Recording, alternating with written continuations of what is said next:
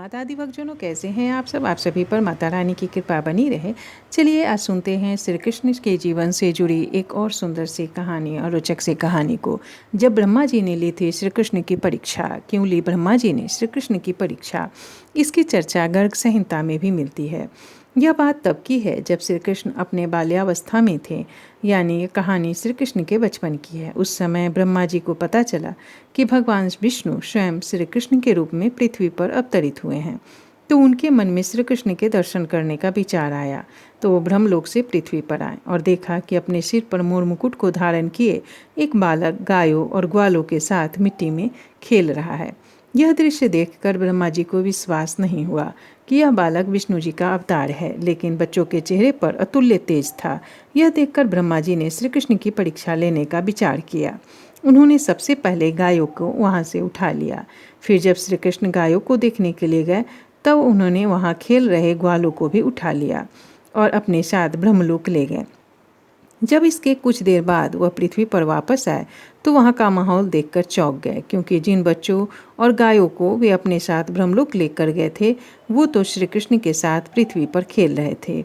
ये देखकर उन्होंने ध्यान लगाकर ब्रह्मलोक की स्थिति जाननी चाहिए।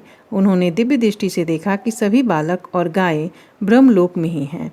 यह सब देखकर उन्हें कृष्ण की लीला समझ में आ गई और उन्होंने हाथ जोड़कर उनसे क्षमा मांगी।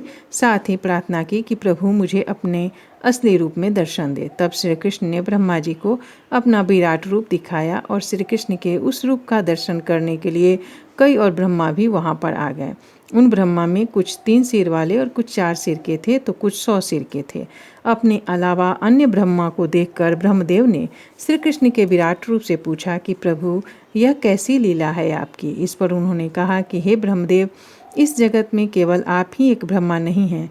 जगत में कई सारे ब्रह्मांड हैं जहाँ पर कई सारे ब्रह्मदेव मौजूद हैं और प्रत्येक का अपना अपना कार्य है। यह सुनकर ब्रह्मदेव ने उन्हें शीश झुकाकर नमस्कार किया। अब ब्रह्मदेव का घमंड खत्म हो चुका था। ऐसा माना जाता है कि ब्रह्मदेव की इस क्रिया के समय ही भगवान श्री कृष्ण ने रयान के रूप में रयान गोपा के घर में भी रहना प्रारंभ किया था, जिससे ऐसी मान्यता है कि राधा रानी की शादी हुई थी। अर्थात रयान गोपा कोई और नहीं, श्री कृष्ण स्वयं ही थे।